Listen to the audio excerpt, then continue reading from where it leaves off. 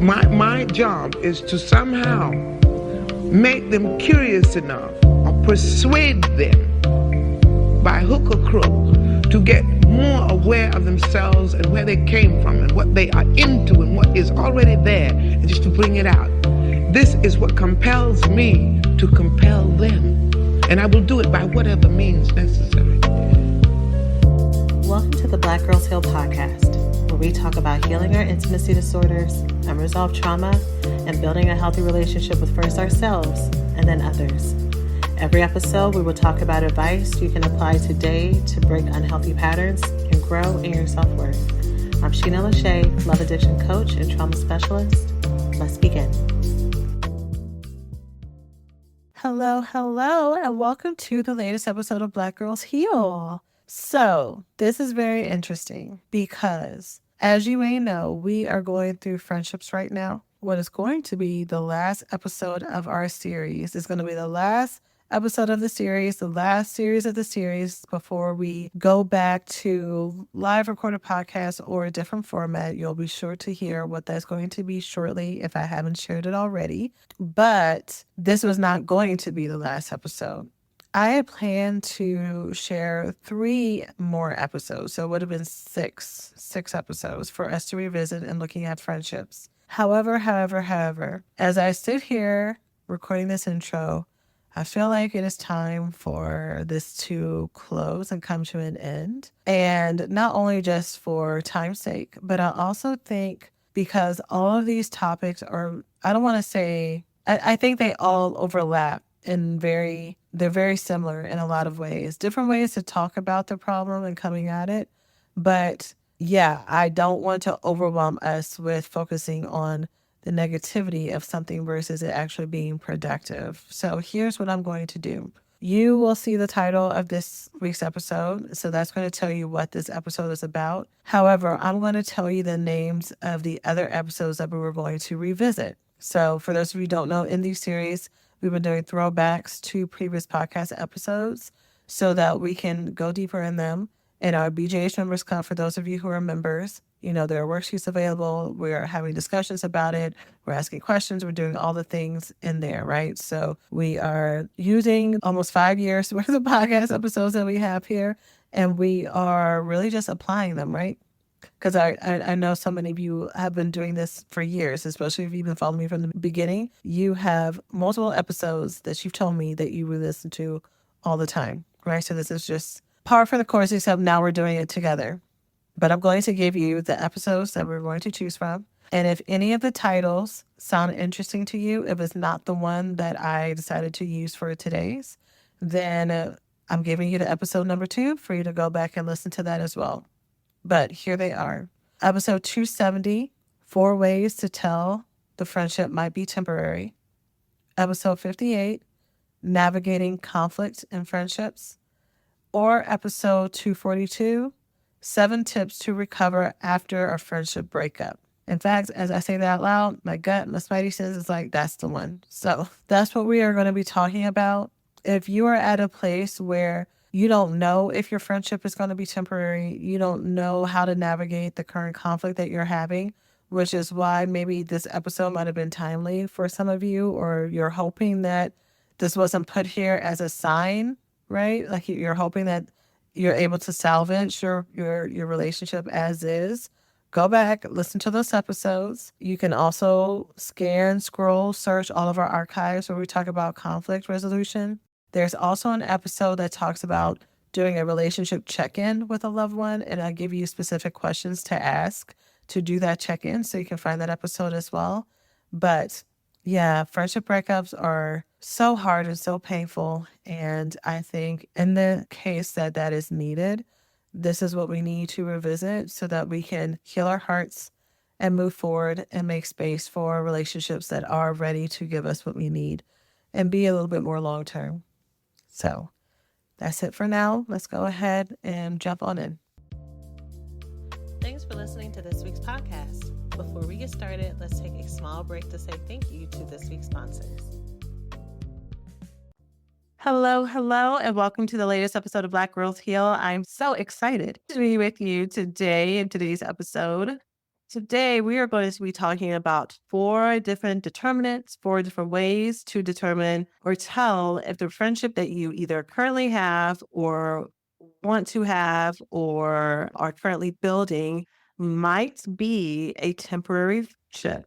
And I think this is really important because on this podcast, we talk a lot about building healthy relationships and how to tell when someone is good for us and when someone is not.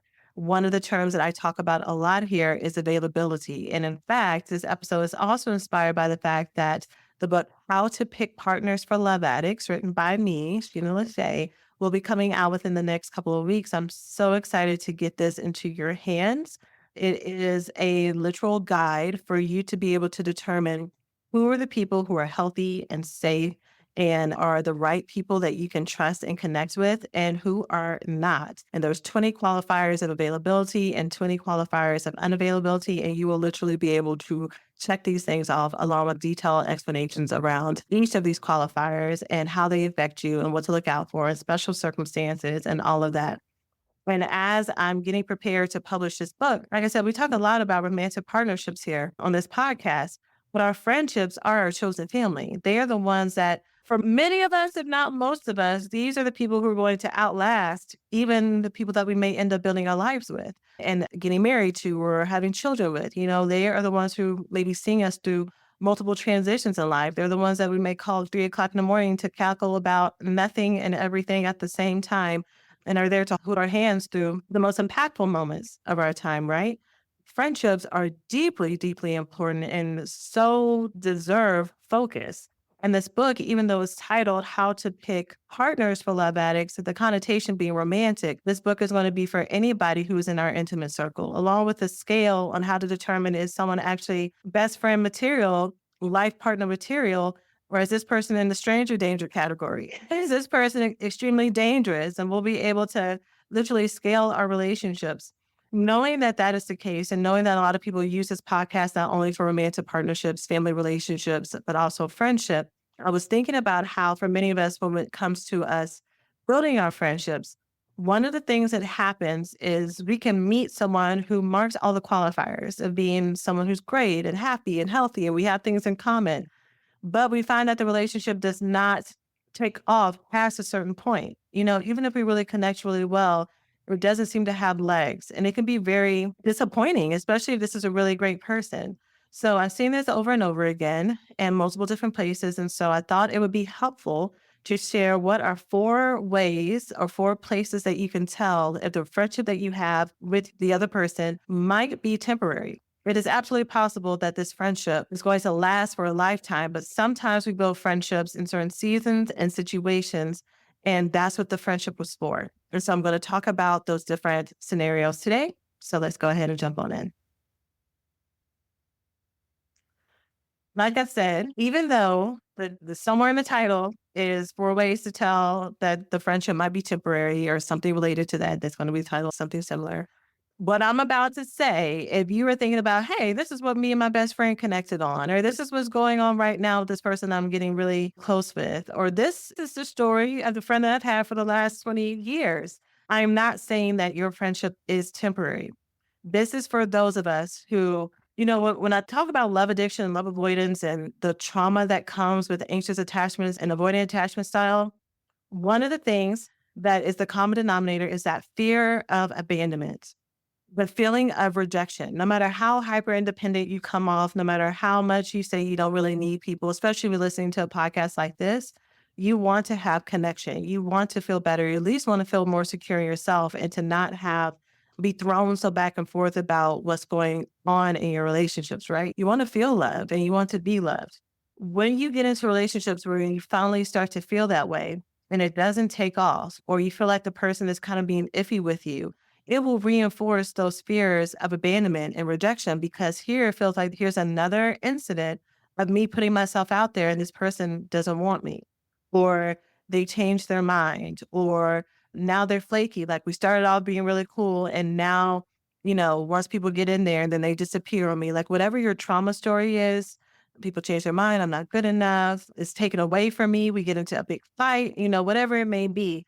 I want to kind of get ahead of any and all of those stories for you to know then maybe it doesn't have to mean that you're being abandoned. Maybe it doesn't mean that you're being rejected. Sometimes we are given great relationships that are meant to last us a lifetime.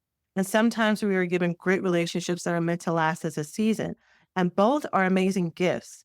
But if we can take the gift and however long the duration of the relationship is, and remember it with gratitude, it's going to help us not have a closed heart for future relationships. It's going to help us remember, hey, that person that I was really close to before that I'm no longer close with, instead of me being resentful about it or sad about it or confused about it or personalized that there was something that I could have did differently or he or she or they could have done differently. And this is why I can't really trust people. Instead of me going there, I remember with gratitude, I'm like, I'm so happy that during this moment in time, through this season, through this experience, I had such a deep and loving friendship. This is evidence that this type of love and companionship exists for me. This is evidence that this type of love and companionship can be that easy, that it can be that kismet, that can be that energetic. And it was with someone who was healthy too. Like this relationship was actually not a crash and burn, start off really hot and dissipate, which is part of the reason why I wanted it to stay, which is part of the reason why I'm low key sad or high key sad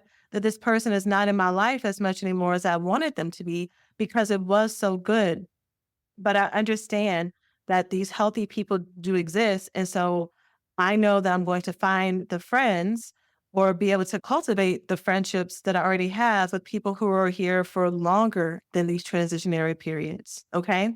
So, like I said, in today's episode, I'm going to be talking about 4 different types of things that you can initially bond with someone on that might be a sign that this friendship is a temporary or transient friendship. Fingers crossed that this is someone who you connect with past the initial bonding. But if this is only what this is, that doesn't mean that all of your relationships will always be one note. It doesn't mean that they will always be just seasonal friendships, that this is actually more of a sign that it can be this good, this rich, this amazing, and only get better from here if you decide to look at it that way. Okay. So the first one, I'm just going to jump with the easy pickings, which is shared interests. One of the pieces of advice that's given out all the time for those of us who want to make adult friendships is if you want to meet people, you got to go outside, right? Like, yeah, you can stay inside, but it might be a lot harder. Even if you are someone who is like me, who likes games, video games, and all the things that are online and social media, you still got to connect with people. You still got to send those messages. You got to get on FaceTime or get on the phone, meet up in a cafe if y'all are in person to actually build a real friendship, and talk on the phone and all that other stuff. But let's say you build a shared interest over y'all join an adult kickball league, and every time after y'all get together and y'all play a game, y'all go have drinks and stuff and y'all kiki and y'all have a great time and it's really awesome. Maybe you connected over an art class. Maybe you connected because you're taking Swahili classes and, you and her really connected over some friends that y'all have in common and stuff like that. So y'all have a lot in common. You seem like you have a lot of chemistry and you keep trying to get her, them, him to hang out with you more than that, right? So I have this thing that's going on my place next week. Would you like to come? They may say yes, or they may say, oh my gosh, I have to see. And you do enough invites, you do enough invitations of that, and there's no follow through of it. You find out that they are doing things on the weekends without you, which of course they are because we're all adult people. But it's things that maybe y'all have talked about that you're like, man, I would have really liked to come to that. And maybe every once in a while you're like, hey, next time you do something fun like that, let me know. I would love to come. And then come to find out, they really don't invite you to come, right? But y'all still, you don't sense any bad energy. You don't sense any indirect passive aggressive comments or anything. They seem like really cool people. It's just that they don't seem interested or available to hang out with you past that. So what are you going to do in that situation? Like I said at the top, there are going to be some people that we meet that are going to be those that we actually bond over initial interest. And they have multiple signs of availability, which includes initiating and reaching out to you to hang out, which includes checking in on you, which includes they not only enjoy you, but they also want to help you out in your special events. They invite you to be a part of their special events, right? These are literal qualifiers that are in the book, How to Pick Partners for Love Addicts, right? For you to check off and mark. And so these are the people who will grow to be friends. For those people who don't have those qualifiers, they are not going to be your real, true best friends. In the book, one of the different, like I said, that there's an actual scale. One of the categories of a scale is casual acquaintance. Sometimes there are people that we will meet that will seem so amazing and so awesome, and you know that you could be best friends, but for whatever reason, whether or not they are busy, whether or not they are distracted, maybe there's something on their end that they don't feel like is a good fit, but they are not going to show that with you. They don't really want to say it to you. Maybe they're going through their own stuff in the background. They just don't have the capacity to bring on anybody else. Maybe they are a master avoidant and they're just really good at being charming and fun and everything. Whatever it is, they are showing you signs that they are only available for casual acquaintance, friendship, or relationship, because that's not friendship. Friendship is mutual. Friendship is giving and taking that happens. So again, you have a decision on what you're going to do. If there are no other, like I said in the book, there are qualifiers of people who are unavailable, which are signs of danger. If none of those exist and they still land in the casual acquaintance category, right? Then you get to decide if I'm going to keep this person to be my volleyball friend.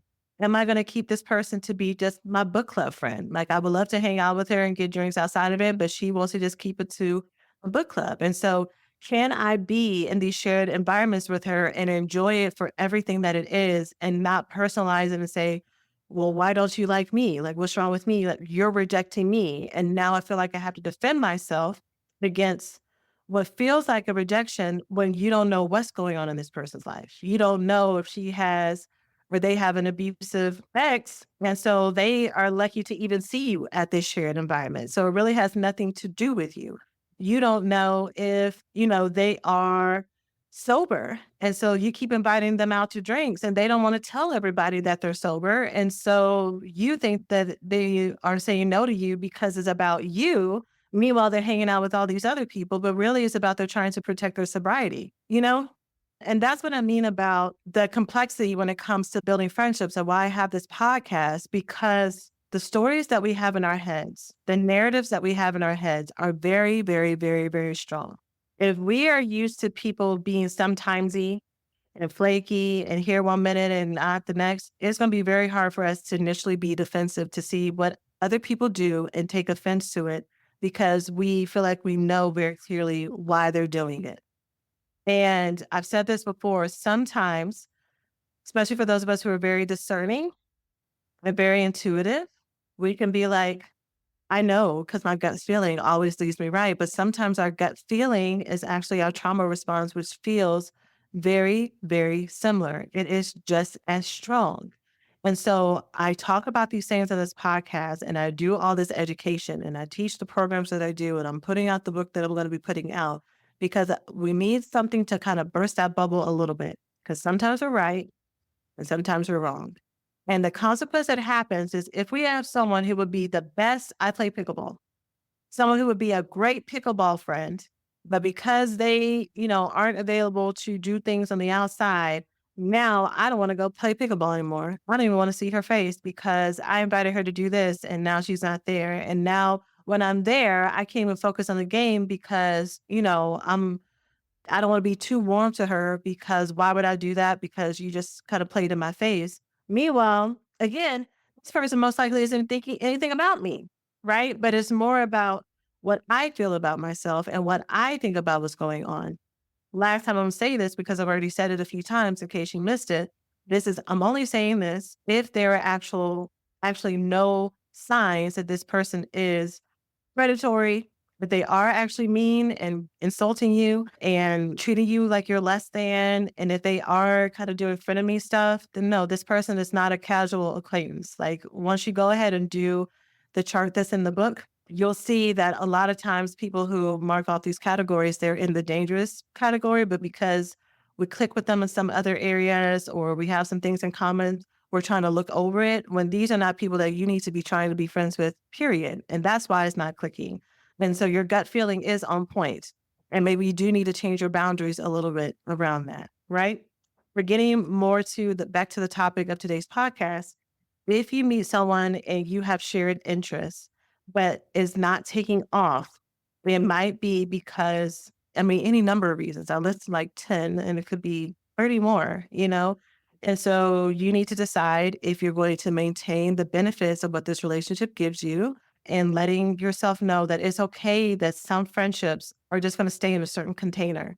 Like it doesn't mean that they're bad people. It doesn't mean that you're bad people. And it doesn't mean that you can't have other deep friendships that you have shared interests and y'all invite each other to your family's house and you take trips together and you pray together every Tuesday night. Like you can have those friendships and just have the one note friendships as well, where y'all just do a shared activity together, and that's okay. Can you forgive them for not being available? Is a really big question. Can you forgive them and let them and surrender and let go and let them live the life that they want to and let it not be about you? That's the first category. If you've ever listened to an episode of Black Girls Heal and thought that was powerful, but now what? BGH Members Club is for you. Inside, you'll get ad-free bonus episodes and an archive library of all of our current episodes without ads as well, in-depth worksheets for every topic we cover, and special drop-in lessons to help you actually apply what you're learning. This is your space to reflect, grow, and make real changes in your healing journey.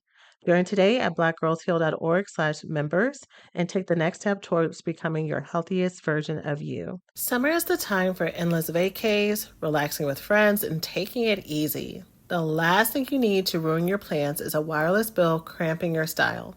With Mint, you can get the coverage and speed you're used to, but for way less money.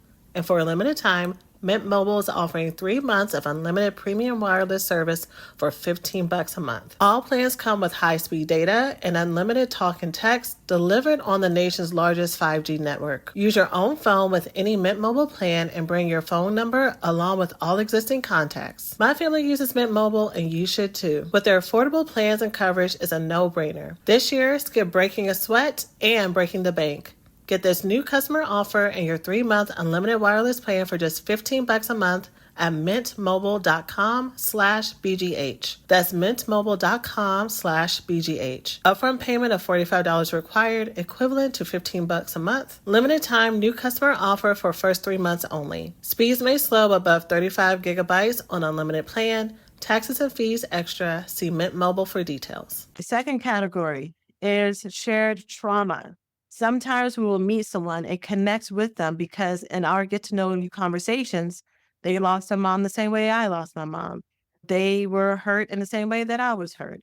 They went through this tragedy just like I went through this tragedy. They grew up in this neighborhood or this setting that was really dangerous and really chaotic. And so did I. They were a victim of racial trauma, and so was I in this way. They grew up being the Black girl who wasn't Black enough, and so was I. Like you might have all these shared experiences that are very emotionally heavy and emotionally triggering because of the intensity of that. And you're able to share and connect and say, yeah, me too. Like it just feels like it is kismet. Again, it feels like it is something that means that y'all are kind of meant to be, that you get to get each other. And you might get each other. But do you have anything in common outside of that? Do you actually have shared interests? Do you actually have the same personality? Do you have the same energy levels? Or did you just have the same trauma background? Is it possible that the point of you meeting each other and having each other is because sometimes what your friendship is supposed to be is checking in with each other when things are hard, right? And not really anything more than that.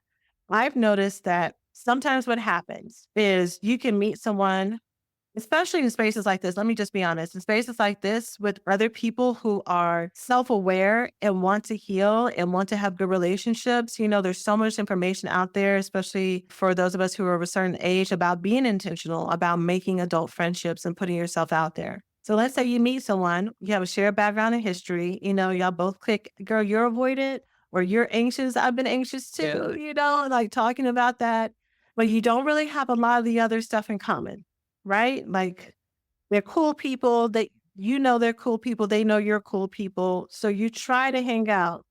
You try to hang out, you try to do the coffee thing, you try to do the dinner thing, and y'all both have home training. So you're able to have conversations, but it doesn't click. It just doesn't feel smooth. It's because there are some people that, yeah, y'all might have a lot in common. Y'all might be the same, level of maybe maturity or have the same emotional regulation skills that y'all can like trade back and forth and everything. but are they actually someone who is meant to be your close friend? Are they someone who's going to want to turn up the way that you want to turn up, how you want to turn up, and as often as you want to turn up? Do you even like to turn up? Right? Is this person actually your people? On the availability checklist, having fun the way you like to have fun is also literally one of the categories for you to assess whether or not this person is a good fit for you. And also, again, if you enjoy just their company and if they enjoy yours, so many of us who will spend time with people out of obligation, out of loneliness, or out of this very tried and true habit of trying to make something work. We learned as little girls in our trauma that even when someone isn't doing something you want them to do or showing up the way that you need them to, you have perfected the art of making whatever is in front of you work. And some of us need to let go of people, friendships, relationships with people who are good enough, but quite not quite it. For my recovery school program, which is my main coaching program, I would do open houses a lot. And even in the master classes, might actually still be in one of the free master classes. But I would show the profiles of the different people who would join the program that I teach, that I coach. And one of the profiles, I would have a lot of women who joined working with me who were introverts. So I'll show like the typical schedule of an introvert before we started working together. And I would show that a lot of times the introverted women that I would work with, it's not even that they wouldn't have any social time, but it's that the social time that they would have would be with people that they really just didn't like. And it doesn't mean that they're mean people, but it wasn't people that they really felt like they had a lot of stuff in common with, but they would go because they've heard I have to be social. I have to go out there to make friends. I've been in the house for so long. Let me go ahead and put myself out there and try. Or they would have a lot of social time with with their family, and maybe their family wasn't that healthy, but again, they're trying to put themselves out there because being alone all the time, even though it's rejuvenating, they know they want connection and community. I just don't believe that we have to be around people and be in situations and settings where we're not having fun. I feel like fun is a basic need that many of us, especially those of us with trauma, it was not emphasized as a child. Like some teachers and healers talk about it as the ability to play, right? I'm just going to say have fun. Let's just keep it a buck, keep it simple. You having fun in your everyday life is important. It is an important part of self care. When I meet women who are really self aware and already have really good, or what they feel like are self care routines, and I'm asking them what they do for themselves every day, and they tell me, I'm like, so what do you do? And they might list, well, yeah, I work out all the time and I do all this stuff. And I was like, okay, so what do you do for fun? And they get stumped because they understand, like, I know that there are some people who will say, well, working out is fun, but the women that I'm talking with, they understand that them working out is a task for them to maintain their body. It is not something that makes them giggle when they go and do it. It is not something that makes them want to kick their feet up when they think about, coming home to do it when they get home. Like that connection to joy and pleasure is not something that we are trained with, given to, encouraged to have, taught about, pointed out to. For many of us, and for some of us who have cultivated it, sometimes it's an excess. Like we are so geared towards the hedonism of it all. We are like, I'm going to go straight for pleasure and at the consequences. And so we kind of have to scale that back. But for the most part, I'm helping women learn how to tune into their pleasure. So connecting that back to the point of this is if I'm connecting with someone based on our past stories and our traumas and all this other stuff, but when we get together, it's kind of dull and it's kind of boring. And it's not because I'm not used to, being with healthy and available people. It's just that we don't really have that much in common. It's okay for me to call that what it is. It's okay to say, okay, well, this is a person that I'm only going to hang out with or talk with when I want to connect in this way. But because I'm healthy and available, I'm not just going to use her as an emotional dumping ground. Like I'm going to check in on her. She's going to check in with me. We might even decide to be accountability partners for depending on whatever our therapeutic goals or whatever is. Or, we can reach out and share a quote that our therapist told us or something from scripture if that's our thing. Like that doesn't mean with all these, for the most part, I believe I'm going to talk about the middle ground. I'm going to talk about instead of us saying, okay, this person who I have to share thing with, I want them to be my best friend. But that doesn't happen. Do I need to cut them off? No. We can be in the middle. We can have a relationship that sits in this really beautiful balance between the benefits that it gives us, but also being very aware that it can't give us everything, and that's okay. Okay. The third way, and if y'all liking this episode, make sure y'all let me know. Leave a comment, send me a DM, share a story, share the post on your social media. Let me know what you're taking from this episode and how it's been helpful for you. The third way that you might be connected to someone and it has the potential of being a temporary friendship or a seasonal friendship is if you are in a forced environment together. So if you bought in a forced environment, I have said this before, but one example that I give often is work friendships. We have shifted into a time, especially if you live here in the States, where there are not any third spaces. I believe that's the right term. Third spaces are places that you go to hang out with folks in your neighborhood and your community to just rest and relax and all that stuff. When you look at other countries, a lot of times people point to places in Europe, is that there are parks on every single corner. There are cafes and open plazas and centers where just kids are running around. People are sitting down. People are people watching. People are reading books. And these are the shared spaces that people go to get to know each other and meet folks.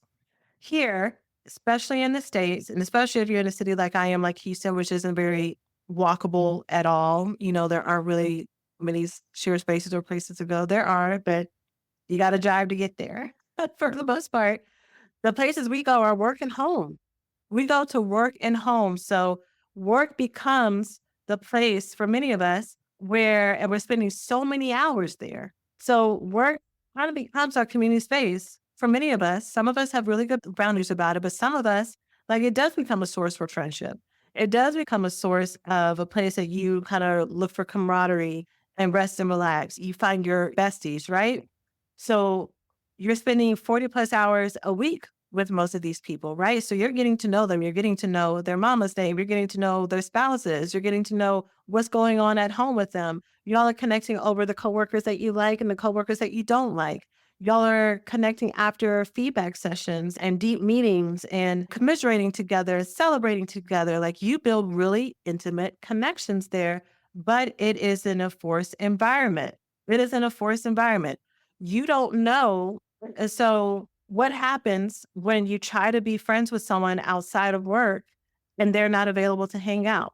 Sometimes what I've seen happens is when you have someone who you have a deep work relationship with, while you're working there, maybe y'all do hang out. Y'all go to each other's baby showers, you do whatever else. But once one of you quits, leaves, gets fired, whatever else, then all that stuff stops. It's heartbreaking if you don't understand that this is just a relationship that is functional for the environment that we're in. You might think, oh, this is someone who we've been close for years. And so once that's over, it's like, what happened? Talk about abandonment, talk about rejection, talk about you giving everything to someone only for them to not be available for you on the other side of it. That is super hard. That is devastating, right? Some of us may be very much relating to this and reeling from it. I know for me, the way it happened for me is I got promoted into a level of leadership. And I wasn't even really over people that I was close friends with, but it was just a different level. And then things stopped.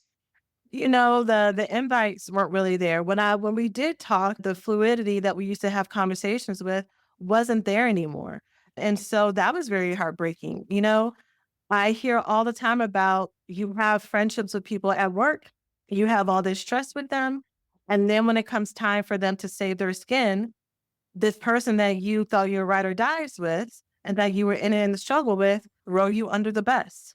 They will turn you in. They will act as if they don't know you. Again, another level of betrayal. I have always, anytime I've talked about work relationships, I haven't talked about work relationships in a long time. But anytime I talk about work relationships, I am more negative about it. I will tell people, I will remind them that this friendship that you have with this person is work. It is work. And that they should not be your main source of camaraderie and friendship. This is very, very hard if you're someone who works at 8 to 9 hour day and have a 1 hour commute back and forth.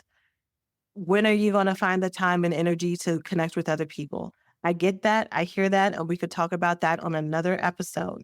But for now, for the reasons that I've already kind of listed for this point, and then also the two other points, sometimes when you're in a forced section of forced environment with someone, that is the reason why you have it. Other examples, if you've ever been incarcerated. Other examples, if you've ever been, y'all, I'm going to be real here. If you ever been in a religious environment too, tell me if anyone can relate to the experience. If you go to a church that you love, right? You serving on ministry, you're in small groups together, you're in Bible study. These people have prayed you through everything. They may have, helped y'all through some really hard times. You've helped them through hard times. You have watched their children grow up. They watched your children grow up. Y'all know each other's second grade aunties' names, right? What happens when there is a church scandal? What happens when you decide that you want to leave that church community? What happens when there is a he says, she says situation? Has anyone been rejected by this religious environment, this holy community that you felt and you knew was deeper than blood because of what you were connected with, because you were connected in spirit, only to find that that was not the case, right? So I know that that is like a really deep thing to say, but I know that that is the source of so much religious trauma and heartbreak and betrayal trauma by so many people listening, right?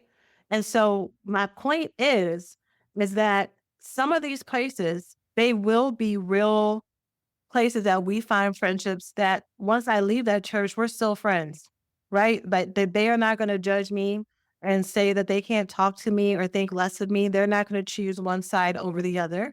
But sometimes there will be some relationships where it will be confined to that environment, that we were best friends while I worked there, but outside of that, we are not. So for this situation, the only reason I'm going to give a caveat here and probably a little bit more empathy around the heartbreak around it is because I know that when the friendships come from forced environments like this, like it's not like I said, a pickleball game that lasts maybe 2 hours every couple of weeks, right? But these are people that you're literally living with 40 plus hours a week when it comes to work. Depending on your level of involvement in your religious community, it's like maybe 10 to 20 hours, plus the fact that you're talking, like you're actively talking about the most intimate details, your hopes, your dreams, your fears, your sins, right? And you're getting deeply emotionally intertwined with these folks, right? So with those situations, if or when these relationships fracture or they dissipate or they kind of start to ghost, I really do want to validate the grief and the mourning that happens with that. That it could be very hard to look back at that with a positive spin and a positive point of view and be like, well, here's the gift that I got from that. I'm so happy I got that gift because no, like you were my family. Like you were family for me more than anybody else was family for me. And you left me. You abandoned me. You kicked me to the curb. You didn't even give me a chance to explain. You didn't try to explain yourself. Like you didn't even give me the common courtesy of telling me the truth or telling me goodbye or whatever it is, or telling me this is the reason why we can't talk anymore. Like that is very, very hard. Hard is probably not the a strong enough word for that, right? And so I really want to validate the need to have grief and to work through the feelings of that and take as long as you need to do that. And my hope, especially if you're listening to this podcast, either before this happens or after it happens, if this resonates with you and me putting into words what that experience might have been like for you, I hope that down the line you are able to take the gifts of that experience so that you can still be open to gifts like that in the future. Because as devastating as the end has been, was, will be maybe for those of us who might go through this in the future, during the time that we had that, we grew. We grew, we healed, we laughed, right? We connected, we loved, we were loved, right? And those were real things that happened in that moment. And they were things that we needed in that moment. And they were ours. And they still are ours. Those feelings and those emotions. So can I take those memories and those experiences with gratitude and use those as examples of what I want in the future, but then add to my prayer if we are spiritual or religious people that I want those type of friendships, but I want them to last. I want these types of friendships, but that they're not temporary. And please help me find the people that I can grow and build roots with so that these do last forever. Okay. The last way that we can tell to see if a friendship is temporary or transient is if we are connecting with them related to a transitionary period, through a transition period. I don't know what transitionary, that is not a word. Through a transitional, right? Is that the word I was looking for? Through a transitional period. Okay, so this might seem like it's related to the trauma section, but it's not, because this could be a transitional period that is very joyful. So, did I connect with this person over our shared experience of our kids being in school together? So, we connected at a mommy group, and that is what we've had in common. Our kids were the same age. Did we connect because we did start this new job together, right? Or we went to a certification class together and we are starting in a new chapter of our lives. Maybe I joined a business group coaching program, right? And I met other entrepreneurs who are in the same stage that I am. And so we were connecting over that. Maybe it is something that is a little bit more heavy, like divorce. I met someone else who's another divorcee. Maybe I met someone at a caregiver's support group or someone else who's taking care of adult parents who are no longer good, but I connected with this person because we're transitioning, we're growing. I met another woman who's also in her self-healing era, right? Who's also in her me era. She's in her soft life era. We're digging into this feminine energy stuff together, right? But similar to all the other things that I've listed for today's podcast, this is the main thing that we have in common is one thing to look out for.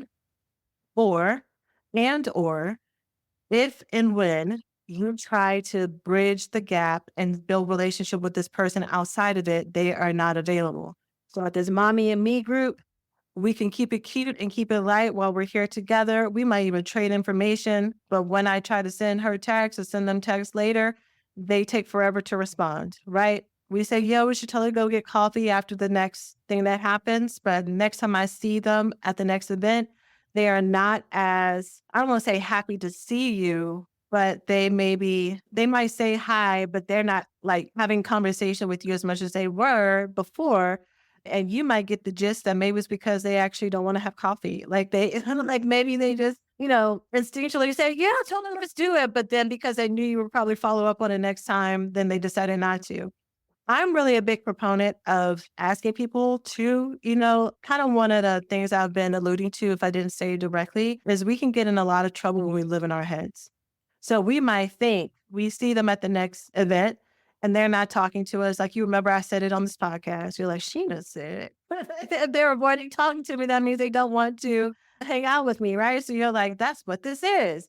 Meanwhile, this girl just went through the most horrible tantrum with her 2-year-old before she got here and then had her 6-year-old throw up in the car. And then she started her period and she don't want to be there at all. It has nothing to do with you. And that's why she might not want to talk to anyone or talk to you, or and she might not want to do coffee, but not because of you, right? So I'm a big proponent of asking people questions. Hey, when this happened, did you still want to do this or did you not want to do it? Like, I just wanted to make sure, and get that information. Ooh, I started to make this a bonus episode. Okay, I'm gonna share this. I hope it doesn't ruin the vibe of what I'm about to say. And by ruining the vibe, I mean take away from the main point of what I'm talking about, because I want us to, even though I'm talking about friendships that might be temporary in nature, my hope is that you're able to take positive slant from this, because I want y'all to know that even if a friendship or relationship is temporary, it doesn't mean that it wasn't good. It doesn't mean that it isn't still good if it still exists. If it's something that is not going to be as big and as deep as you wanted it to be, it doesn't mean that this still doesn't have value and that it wouldn't be worth you investing in it when you have access to it, right? If you're just going to be my skating week friend, then every time I see you when we go skate on open nights on Wednesdays, then we're going to kiki and laugh and, drink our shaved ice drinks. And then we're going to say goodbye at 9 o'clock, and I'm going to be okay with that because I'm going to laugh and have the best time while I'm there, right? Like I want this to be very positive. But let's say you take that last point that I had where I was like, okay, I'm really big about asking questions, getting clarity. It's called checking the facts. Check the facts to see if what you think is happening is actually happening. And there's a whole way to do it, a way to do it without it being accusatory, but just for simplicity, so it doesn't go too long, just ask them, hey, when this happened, is this what was happening? Or tell me more. Why didn't you call me back? Like, don't even put in what you think happened. Just say, oh, why, I thought we were going to go hang out. What happened? Just ask the question. If there is ever a situation, though, where you're like, you decide to ask, have I done something that offends you? Is there something that I've done or something, like you're asking that question? You need to be prepared to receive whatever answer is given. Because maybe you did, hon. Maybe you did do something that was hurtful or offensive. And that doesn't mean that you're a bad person. It doesn't mean that this person doesn't like you or that is ungrateful or that whatever else. But it could mean that there was something that slighted them and you asked for the feedback. And so now it's up for you to take it and decide what you're going to do with it. You may take the feedback and be like, okay, I see why she said that, but I don't think that that's real, and decide to not receive it. You could take it and be like, damn, ouch, that stings. And at first be like, forget her. But then after a while, you sit with it and you're like, okay, let me ask other people if they've ever had this experience. Or maybe I don't need to ask other people because I can kind of see where this is coming from. It's kind of stung, but I'm going to take it in. Sometimes it's just new information that no one has told you before. And so there's not really anyone for you to check it with. And sometimes you ask someone that you thought was healthy and available, but they've been someone who actually hasn't liked you this whole time. And that's what's been going on. And so you gave them an in to tell you about yourselves, and they did, but now your feelings are hurt. And so you got to talk about it with your therapist and your friends to get out all that negative energy. Like, it could be any of those things. But the reason why I say you need to be prepared to take it is because sometimes we ask questions to people expecting them to kind of be fluffy and to tell us nice things and to say, no, everything is fine. Like, it's a courtesy question. I learned a long time ago to not ask questions that I do not want the answer to. If I am not prepared for you to tell me something that is less than favorable, like if I'm not ready in my spirit to receive critical feedback, I'm not going to proactively ask for it. If I am ready for that kind of feedback, but I know I'm still feeling sensitive, I'm going to say, hey, was there something that I've done that offends you? And if so, please tell me, but just know I'm a little bit sensitive. So if you can't tell me in a tactful way, to be clear, I've said that to people who I'm very close friends with, who know I can be sensitive. I don't go out to strangers being like, hey, if I did something that hurt your feelings, tell me, but be nice to me when you tell me. Like, that might not fit. But I hope y'all get what I'm saying. Like, I've had a recent incident with someone who literally asked me, have I done something that offended you? Asked me twice. And I try to go around it because I'm like, y'all, is Mercury retrograde? What I have to say might be a little bit sensitive. But I told them, and the thing that I told them was actually something that I feel like they needed help with because of other things in their life. I just felt like they really weren't aware of it, but it struck a chord with them. And they felt like I was telling them that they're not good enough. And they weren't open to hearing me. Like, I apologized multiple times and I was like, that's not what I meant. And this is what I said. And they like rushed away. And I'm like, you know, you asked me, you asked me multiple times, even when I was trying to not say that to you, like, you asked me. And something that I've also had to learn and that I'm learning is that I cannot be in control of other people's responses as well. The only thing I can do is to be as open as I can when it comes to communicating things. And sometimes we're just going to have to agree to disagree. Sometimes I can feel like my feedback is reasonable and they can feel like my feedback is BS and uncalled for and wrong, and vice versa. And that has to be okay. And that's very hard for someone like me who is not only a recovering people pleaser, but someone who is still trying to learn how to believe that you cannot get everybody in the world to like you. It's like, hi, your girl is going to be 40 on December 7th. I haven't been talking about my birthday as much as I have in previous years on the podcast, but I'm about to be 40. And there's a part of me that's still, for some people in some relationships, the sticking point is like, how can I say this or phrase this to make sure that the relationship stays kosher? And for some folks in some places, it wasn't supposed to be kosher and it's not going to be kosher. And I hate that. because I want everything to be love and joy and rainbows with everybody, even if we're not friends. Like, I just don't want there to be beef. So that's still a hard pill for me to swallow. And once I figure out the magic cure to work through that, or maybe like the wisdom and the experience that happens when you're in your 40s where you just don't care, maybe when midnight comes, I'll be like, ah, I figured it out. So let me go and tell everybody else. Everybody else who's still figuring it out, who didn't come into this world as someone who's like, I couldn't give a care what people say. I love y'all. I've said that before in the podcast. I just want to be around you and like suck up that energy because I'm like, oh, really? You could think that way? You can feel that way fully? Girl, please give me some of that. But anyways, that's today's episode. Like I said, I hope that didn't take too much away from the main point.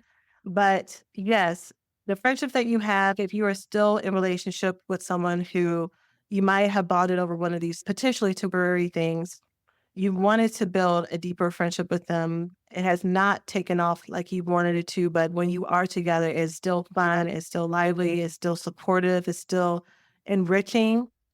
Use the friendship for what it is, and be okay with that. And then if there ever is reciprocation on the other side, then great. Allow it to grow. It's an answer to a prayer, right? Like this person that you already had this great foundation with, and now we can take it deeper. And for those people who it isn't going deeper, stop trying to make it work. Stop trying to make things happen. For my main girlfriends, stop trying to push a relationship because then it's just going to get awkward.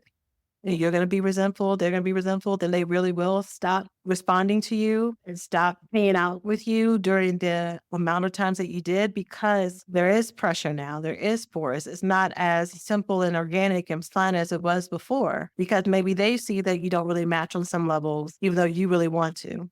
Right. So, and that's okay. It is okay.